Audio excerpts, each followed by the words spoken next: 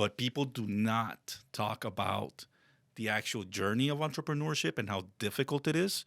They don't talk about the ups and the downs. They don't talk about the mental breakdowns, right? Yeah. They don't talk about the tolls that it takes on you, physically, mentally, emotionally. Being an entrepreneur, a business owner is not an easy thing.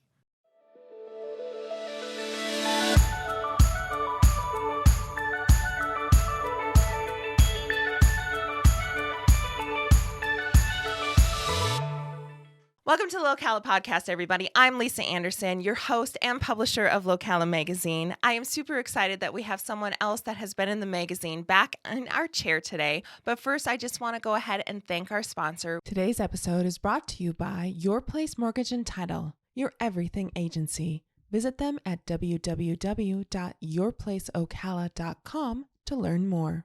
So today we have Julian Sinisterra, and I'm super excited to have him back in. And I know I say this quite often, but stories are always so much bigger than the 900 words that we usually give them in the magazine. And I know when we first sat down, we talked for 2 hours. So I'm so happy that you are here. Just 2 hours. Yeah.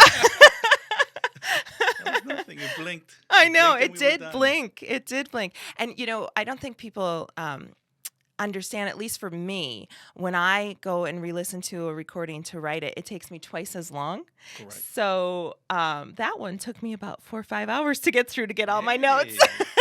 And then I had to Some make it work. into a short story in comparative. I'm gonna bring in my own assistant next time. Yeah, Put 'em just to have work, him in a, right? taking Take shorthand vacation. over there, yeah. So how are you? How have you been since you've been in? Oh, it's been great. Thank you so much for having me. Yeah. It's, I don't get nervous easily. Yeah. But now I gotta tell you, I'm a little nervous. Oh. If I'm on the podcast and I'm with Lisa and it's Locala, then you made it. Yes. Awesome. Yeah. So thank you yeah. so much. It's a privilege. It's an honor. Well, I'm so glad it's both ways. It's been good. A lot of movement, a lot of work. Like everybody out there, a lot of shifts, but we Yeah. always go back to the same thing. You know, it's still the grind. It's still what are we doing for, and who are we doing it for, Yeah. and why are we doing it? Yeah. And I always come back to that. So that's always my grounding piece amongst the chaos. Yes. So just to refresh everybody's memory, we had you in the May 2022 issue, Correct. which was our tribute to the veterans community. We had some pretty amazing veterans in, and Yes. You are a veteran yourself, which I you am. struggle with letting people know. You know, it's a thing. Yeah. It's a thing. And I think that, and we were just talking about this earlier, sometimes you just got to get over it. Yeah. You got to get over our thing, right? Yep. Everybody's got a thing. Everybody's got a thing. And what we find in the veteran community, a lot of us, not everybody, but a lot of us, we have a thing about showing out. Yeah. And showing off.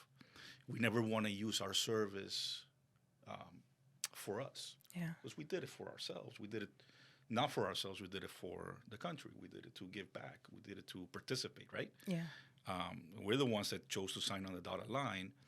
And it's something that it's such a brotherhood and it's such a special time that you never want to come back now and say, oh, look at me. This is what I did. Or it's just, Yeah. eh. Yeah. No, you don't want to do that. So a lot of us struggle with that. And the other side of that as well is that in a lot of places, in a lot of communities, the communities may be very patriotic. Memorial Day and Veterans Day, and everybody's waving the flag and this and that, right? But, and especially with our younger veterans, there's a perception out there that if you served and you served out in the Gulf, or you were out in the sandbox, what they call it, in Afghanistan and stuff, and you were in combat, and my guys come back and the women come back, that they're messed up. Yeah. Right? So the perception a lot of times that we're hearing out on the street is, oh, you're a vet. Hey, thank you for your service. But, man, maybe there's something wrong with you, so let me not mess with you too much. Yeah. And a lot of the men and women kind of, we see that, so that prevents them from really coming out also and saying, oh, yeah, I served this and that, because you don't want to deal with it. Yeah. And for the ones that do have the PTSD, the ones that did go through a lot of things, you don't want to be reminded. We don't want pity. Right. We don't want somebody looking down or no, we got it, Yeah. right? Yep. So you don't need the reminders. You don't need any of that. And that also plays a part into, do I really put up that veteran flag or not? Yeah. Now, through experience and time, right? And being stubborn, because I'm a little, right? You're going to edit that out, right? No. Let's edit that out. I found that, yes, that's the thing, but there's nothing wrong with recognizing what you did, and reliving those moments. And you're not reliving battles. You're not reliving the bad stuff. You're reliving the brotherhood, the camaraderie, the travel, the experiences. Yeah. Right. A lot of times we go back to that, Yeah. and to me it's a grounding thing. Yeah. Sometimes I'm having a bad day, and it'll remind me of, maybe I was overseas, maybe I was on a ship, maybe I was with my squadron mates, and you'll think of some ridiculousness that you did back then, and it brings a smile to your face, and you always go back to that. Yeah. So, you walk a fine line, but we have to learn to accept, and it's what it is we have to learn to accept who we are, right? And I think we talked about that the last time I was on. It's, you go in, when you sign, you go in as a civilian, and then you become a soldier, an airman, or a sailor, or, even my jarhead friends, my Marines, I'm sorry, hoorah, hoorah. Hoorah. And then you're in, right? Yeah. And when you separate, whether you do 4 years or you do 24 years, when you separate, you come back out, the expectation is that now I'm a civilian again, and that's not the reality. We're not civilians anymore. There is no such a thing as, it's not a switch that you turn on and off. Yeah, we did talk a lot about that, and I'm glad you brought it up because I definitely wanted to talk more about that because I didn't get to put a lot of that in the article. And I know that's part of the reason why you helped co-found VetNet. So can you tell us a little bit about VetNet and what that transition is like and how you're helping other veterans transition? So, and just to put it out there, it was not a one-person effort. VetNet here in Locala was founded by not just myself. There was a lot of other veteran brothers and sisters that took part in it and helped raise it off the ground. Yeah. That we need to recognize that. Yeah. And it basically starts with that same idea of, when I was part of something. I was in a brotherhood, a sisterhood. We were part of a group. We were protected, even though you were out there in the middle of nowhere or whatever. You were still protected. There was structure. There was discipline. There was purpose. Okay, and what happens when you come out, especially when you've been in for a long time, you come out back into the real world, what they say, right? And you don't have that structure anymore. You don't have that discipline anymore. Yeah. And it's almost akin to when a young man or woman, when they leave the nest for the first time and they go away to college, right? Yeah. For the first 12, 18 years of their life, elementary school, middle school, high school, structure, discipline, or, you know what you do, you know what to expect. You're going to school every day, whatever. Yeah. And then you go to college. Yeah. And then you're on your own. And then they go buck wild because they don't know how to act because you lose that. It's almost the same thing. So we miss that because we've been trained, we've been ingrained to have that structure and to have that path, right? Mm-hmm. And when you come back out again, now everybody's looking at you. Oh, you're a veteran, and you did this, and you did that. You're great at. And internally, we're like, "The hell do I do? Yeah. Now what? Now what? Nobody's telling me what to do. Even though we bitched and moaned about it when we were in. Why are you telling me? I can't wait for this fucking chief to get off my ass and stop telling me what to do. But man, I missed that chief when I got out telling me what to do. Yeah, that whole structure was gone. That whole structure was gone. So, myself, Chad, Phil Smith, Cherryetta Prince, all these guys. And it's Chad Walker. Yes. Yeah. And, we were like, man, we kind of missed that. A lot of us are in the business world, right? Entrepreneurs, business owners, et cetera. Yep. And there's a lot of parallels between military life and owning a business and being an entrepreneur. Mm-hmm. So we're like, man, we missed that structure. We missed that discipline. We missed that camaraderie. We need to be held accountable to each other. Mm-hmm. That's how you success in business, right? Right. So we're like, let's just start getting together and we can just back each other up. So it started almost like a networking group, just to be around like-minded individuals. Yeah. Regardless of what branch you served, I can sit down with another veteran and have the type of conversations that I couldn't have with somebody that didn't serve, fortunately or unfortunately, however you want to see it. Yeah. We speak the same language. We don't take crap. We tell you how it is, Yeah. right? And we call it out. And there's that accountability piece. And so we started coming back together. We started meeting regularly and trying to find our structure. And that's how the group kind of got started. Okay. As with any business, the street always tells you which direction to take, right? We made the mistake. We didn't listen to the street at first. Uh-oh. And we that's all fine. know that wrong turn happens. Well, it does. What it is, and again, there's parallels in business. Yep. But the evolution of VetNet became now that, yes, we back each other up. Yes, we support each other. Yes, it is business centric. But now I have a brother or sister that says, man, I'm really struggling mentally, emotionally, psychologically. Now we can bring them in and say, let's have those conversations, not just about business, but about life. Yeah. Let's have a conversation with the VA. Let's have a conversation with a psychologist or a therapist. Let me get you signed up. Something as easy as going online and signing up with the VA system so you can get primary care. I'm going to put it out there, and people may not like it, but yes, the VA sucks. But it is what we have. Yeah. And it's there for something. And it may be bloated, it may be inefficient, it's something, but it's something. Yeah. Something is better than nothing. Always.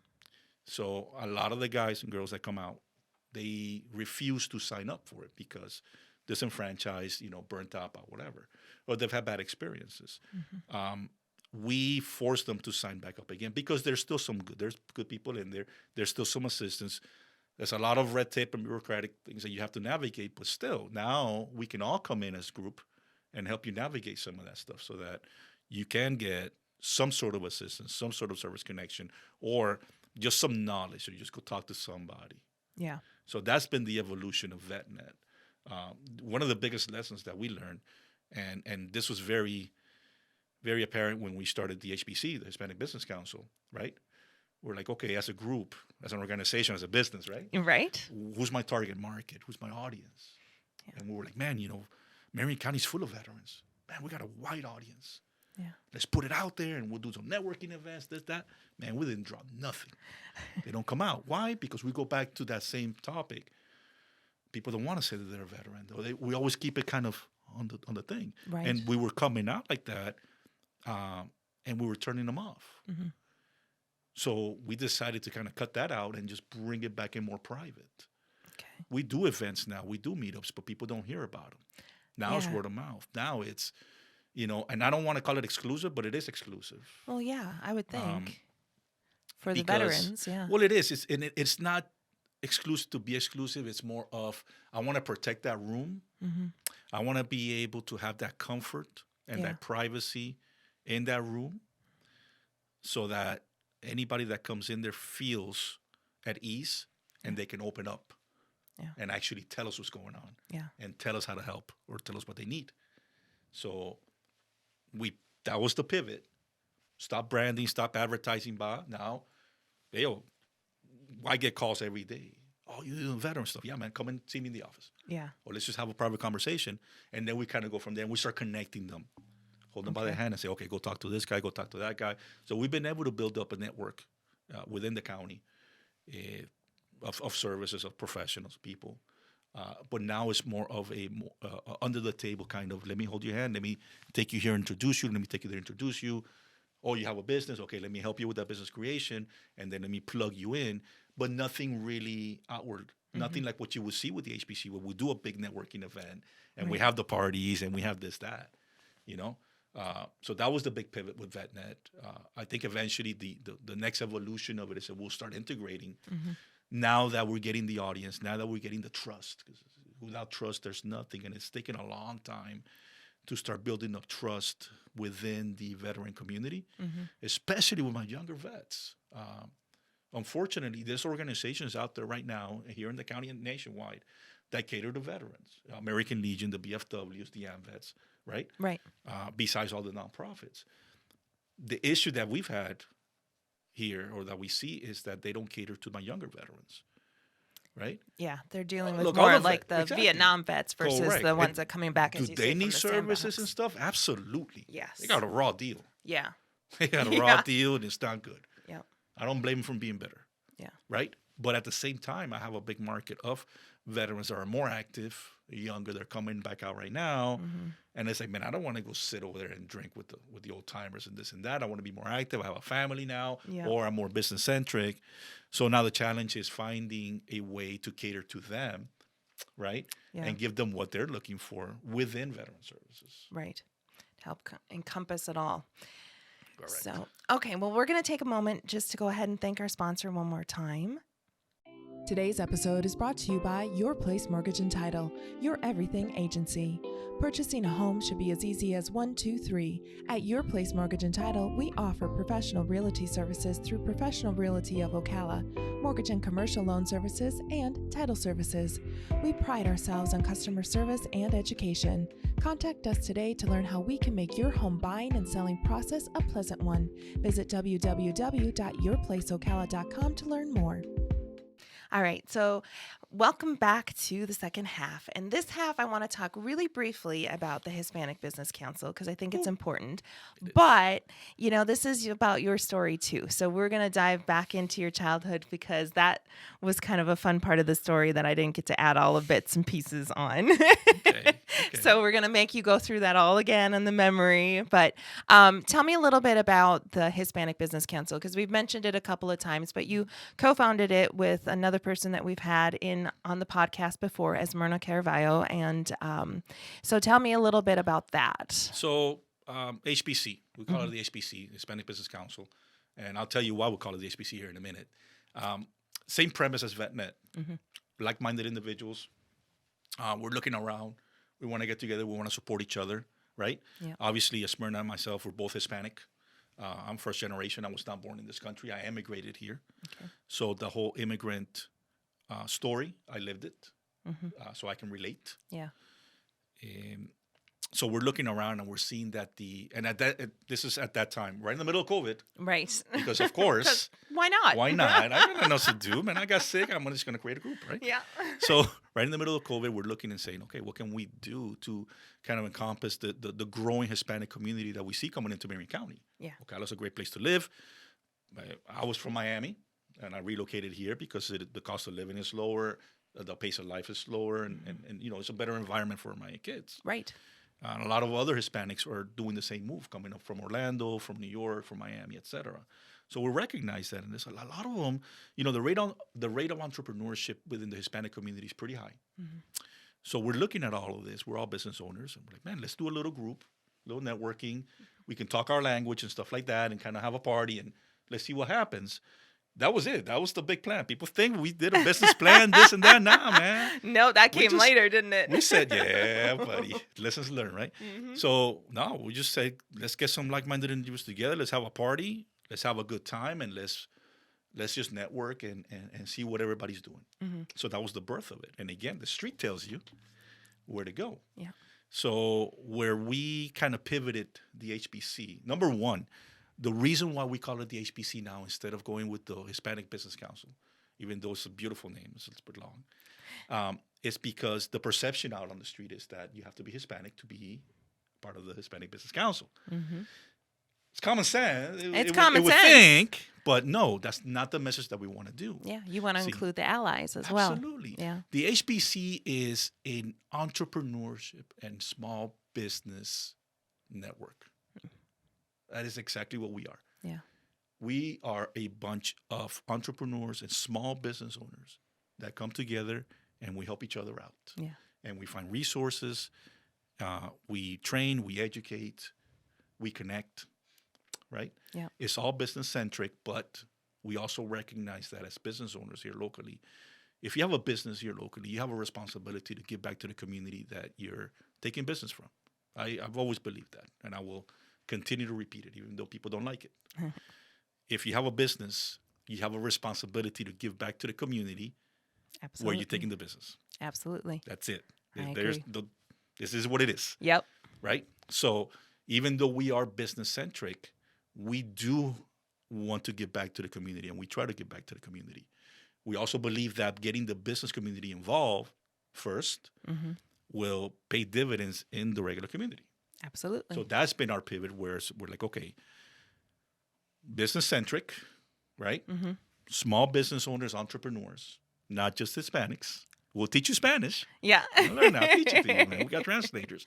But the big change is now we really want to hone it in and niche it down. There's a lot of great organizations here in Marion County that cater to small business owners, or owners in general, et cetera. You know, CEP being one of them, the city, county. There's a lot. Yeah. So where do we find our room? Where do we find our space? We're not here to compete, because it's not about that. No, a it's lot of about other building organizations like to everybody up. compete, but we don't. We want to work with everybody, but we also want to be efficient and effective. Yes. Right? You can't do everything for everybody. No. Not everybody's a good client. Right? Sometimes I work with animals. Oh, man. You got to edit that out, too. You got to edit that out, too. Nope. No. So where we're, HBC 2.0 is now business-centric, workshops, training, education, resources, networking. Yeah. That is it. That is it. And we'll take them Perfect. all. We will take you all. It doesn't matter what you speak, what you look like. I don't care. If you're in Marion County and you got a business, you come see us, and we got you. Perfect. That's it. Well, let's dive into that immigration story, because I know if I remember correctly, I only put a small line in, but your father's immigration story was pretty amazing. We think that we're brave.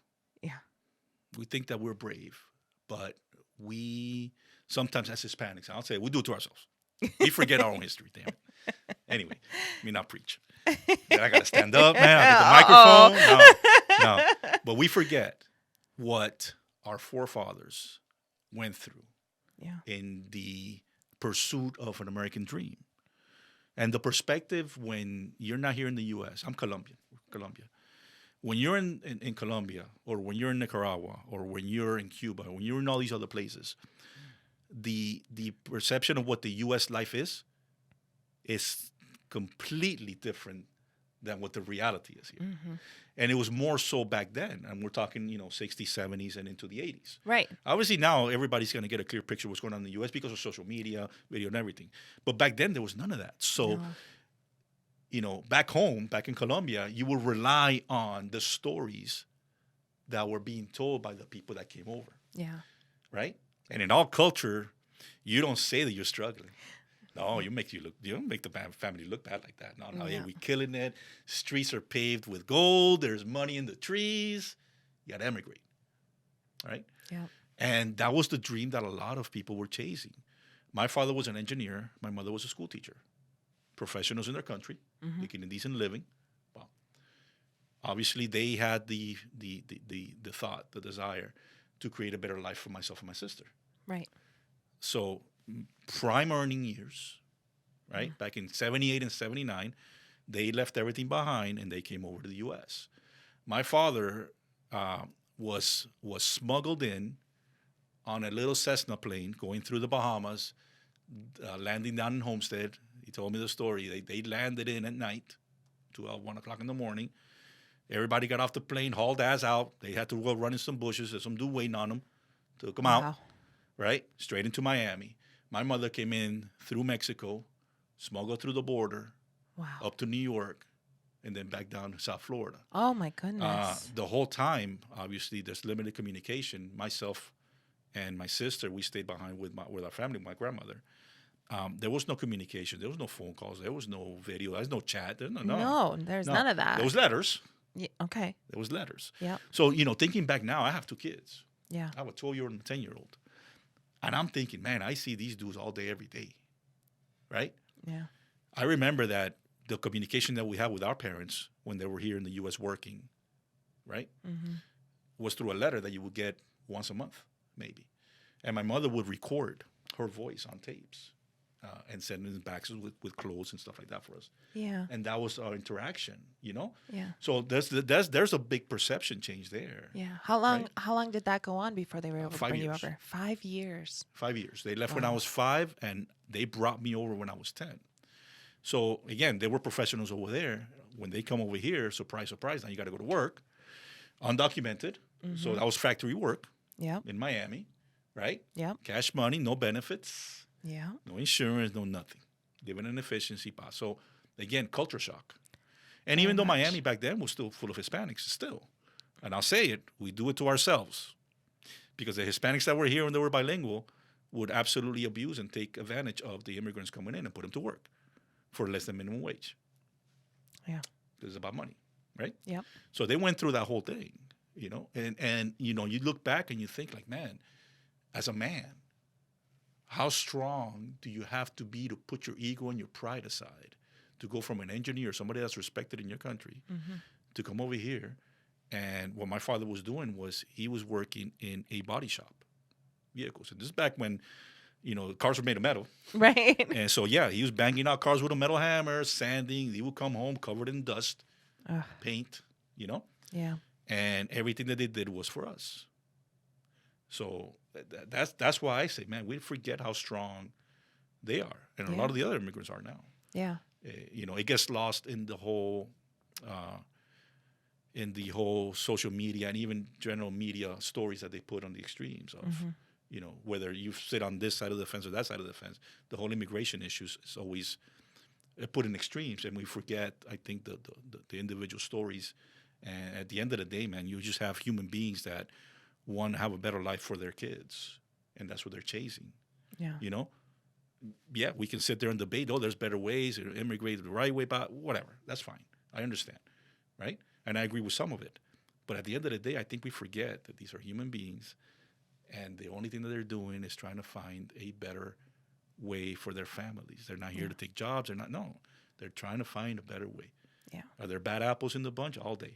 That's all races and sizes and everything. Everything. Right. Everything. So, we spent 5 years apart. They became residents. So they did do it the right way once they got in. Yeah. Paid the attorneys, this and that, and they became residents. It was a lot easier back then.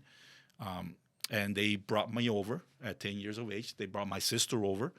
And my sister was 16 at the time. Okay. Big change. Big change. Culture shock? Yeah, absolutely. Yeah. Let me tell you. Tell everybody how you learned English. And so I come in, and please don't take this the wrong way. I'm not, hey, look, listen.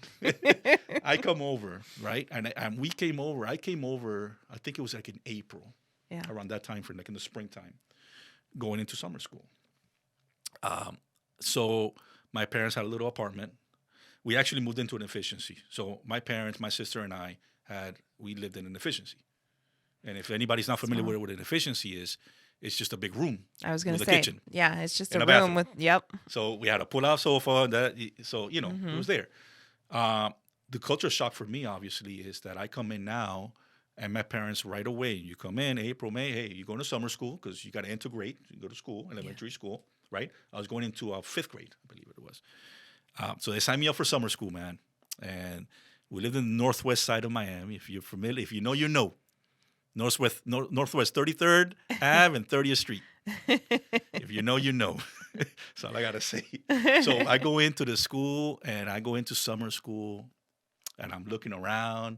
Number one, I'm the lightest kid in my class. Yeah. Right? Yeah. Don't know a lick of English. They put me in that ESO program. And, within 2 months, I was conversing in English.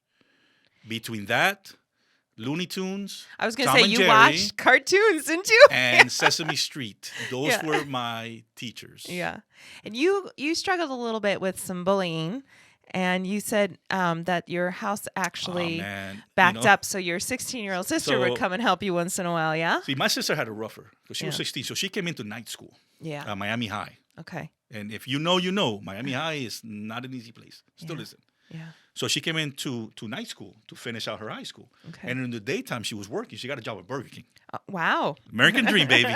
There it is. There it is. BK. So our yard from our efficiency had a chain link fence, and the other side of the fence was the schoolyard. That was the PE field, and that was the elementary school. Yeah. So every day I would go to school and stuff. So when we come out of the PE, you could literally see the back door of my house or our place. And a lot of times my sister was there because her shift was nothing. So she would look out. And, as I'm integrating myself in there, the school was rough. Mm-hmm. And you're out there in the P field, man, and so many people stepping up, and they're, I was all of 75 pounds, man, because I was skinny. Man, hopefully Little this tiny, shot is little from the tiny, neck up, yeah. right? Neck up? We do Right, neck right. up? Yes, absolutely. Suck it in. Suck it in, sailor. No. I was, bone thin, Yeah. dry. I was very shy, very introverted, especially, coming over. Well, yeah, Because, because you couldn't communicate very well at all. Yeah. And so, yeah, we were getting picked on. A lot of the Hispanics would get picked on there, man, getting our butts kicked, stuff like that. And, man, there was a lot of times, man, my sister would peek out. I remember. And it was awesome. It was awesome. Yeah. She would peek out, man. She would haul ass, jump that fence, man, and go over there and say, hey, stop, Yeah. It's like, wow. So it was that sense. That's when you really start getting a sense of not just family, but for me, it was a sense of, man, we are different. We're separate. Yeah. Now I got to find my way around that. Yep. Absolutely. Even though, again, in that school, majority was African American, so black. Very minority of Hispanics. A lot of Hispanics around, but still within the Hispanic community. If you were an immigrant, you did not know English, the ones that were bilingual, right, would still pick on you. They'll still get on you. Yeah. And, growing up in Miami, that was a big lesson. Yeah. That was a big lesson of diversity versus inclusion. It's two Yes. different terms. Yes. People combine them, but they're two different terms. Yeah. So, growing up, I learned English, and I made it a point to learn it well. The one message that my father, and my mother too, but especially my father had for me was, yes, we don't forget where we're from. We don't forget our culture, but we're here now. So now you have to assimilate, you have to learn. Yep. And he made me speak English at home, even though he didn't speak it. He didn't care. He's like, no, you're speaking it. You're speaking it. Yeah. So, I've been known to have a chip on my shoulder sometimes and stuff. So I had that. That's when I first started getting it. And I was like, you know what? I am going to make sure that I am able to communicate better than the natives. Well, our half hour is already up, and I can't hardly believe it. But I do want to ask you one more question. And that is there anything else that you would like to talk about? Yes. I have no shortage of words. So, this relates to what VetNet got started and is doing and what HBC is doing now. And that's supporting the entrepreneur journey, small business ownership. We always forget that it is a journey. The entrepreneur rollercoaster, right? That's the book that I had in my mind. And the narrative that we always have for entrepreneurs and business owners is of success. And social media always tells us, man, look at this. Look at the success, right? And it's a quick success. And look at me with a picture of an airplane and the boats and the cars and the mansions and this and that, right? And then the other narrative is, hey, you got to work 24/7, 25 hours a day, hustle, fake it till you make it, and you're going to make a lot of money. Yeah. But people do not talk about the actual journey of entrepreneurship and how difficult it is. They don't talk about the ups and the downs. They don't talk about the mental breakdowns, right? Yeah. They don't talk about the tolls that it takes on you, physically, mentally, emotionally. Being an entrepreneur, a business owner is not an easy thing. Yeah. I told you before, I would never, knock on wood, ever work for somebody else in my life unless my kids need it. But nobody is having the conversations about, man, I was up at 3 o'clock this morning, stressed the heck out because I got bills coming and this and the business and the cash flow is up and down. And people think that they're the only ones that are going through that, right? Yeah. Because we don't talk about it amongst themselves. So what I'm asking for is all the business owners out there, especially the guys, all you guys that have been around for a while, that you've gone through it and you know what's up. Never talked about it, but you know what's up. You look around and you see these people starting businesses. Pick them up. Yeah. Support them. Have those conversations. Lift them up emotionally, right? Lift them up mentally. Give them the, hey, you're not alone. Forget about that competition bullshit. Yeah. There is no competition. There's more than enough there for everybody. You should be working with other people in your same space. Sorry to tell you. Yeah. That's how it should be. This is a community, a business community, but we're all human beings. We're not robots, No. right? Correct. And even in our culture, as a man, we're taught not to show emotion, not to show weakness, because emotion is weakness. You don't talk about that. Oh, no. Is that a tear in your corner of your eye? No, it's allergies. No, bullshit. You know what? It is an emotional journey. And it's okay to break down sometimes. It's okay to show emotion. Yeah. What are we showing our kids if they can't express themselves, right? Exactly. And it's the same thing with the entrepreneurs, man. This is not an easy road. It's a lot of ups and downs. It'll hit you. But that's normal. That's normal. And the journey gets easier if you have people around you that understand that. See, these are the conversations that we have with VetNet Group and at HBC. And say, man, you know what? My freaking clients suck. I work with animals. Yes, you do. I do too, bro. Yeah. You know, and it's okay. Vent. Get it out. Yeah. Dude, I made $10,000 last month. This month, man, I'm at $100. I'm broke as hell. I can't eat. Yeah. Dude, I've been there, done that. Yeah. But nobody wants to talk about that, right? Yep. Especially here in Marion County, man. I'm going to call them out. There's a lot of successful business owners here that don't want to have those conversations. But they will look down on the small business owners that are struggling now, right? No, cut that shit out. Stop. Lend a hand. Have the conversations. It's okay. It is a roller coaster. It's up and down. It's difficult. It is emotional. It is draining. Mental health. Yeah. It's not just for veterans. Yeah. There is a form of PTSD that comes from business ownership. People don't know about that. Yeah. So we have to take care of each other. We do. And at the risk of running a little bit longer, I just, I can remember having you in at the end of the conversation that we had about the interview in your life and everything. And then you asked me with pure, genuine concern and care, how are you doing? And I think I started crying because I could tell. Because I could tell you actually wanted to know. And I was struggling as a business owner at that time. It was a real downhill roller coaster at that time. And you asking and then talking to me about it helped me climb back out of that hole, because you have to have that extra support to be able to do that as a business owner. Well, as human beings, you just want to be understood. Yeah. You want to be accepted, right? Yeah. So we always get into the mode of fixing.